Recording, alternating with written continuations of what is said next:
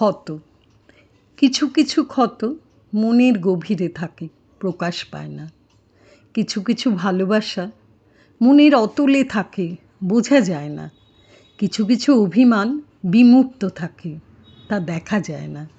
কিছু কিছু অবহেলা সব সময় মনে থাকে, কিন্তু ভাষা পায় না।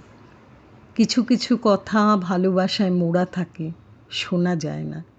এভাবেই মানুষের অগোচরে থাকতে থাকতে ক্ষততে চুমটি পড়ে। ভালোবাসা আস্তে আস্তে মরে যায়, অভিমান হারিয়ে যায়, কথাও ফুরিয়ে যায়। শুধু অবহেলা আঘাতের পর আঘাত সয়েও বেঁচে থাকে মনের ভেতরে। যার মৃত্যু হয় না, ঘুণ ধরে না, চুমটি পড়ে না, তীব্রতাও কমে না, মনের কোনো কোণায় সে আজীবন বাস করে।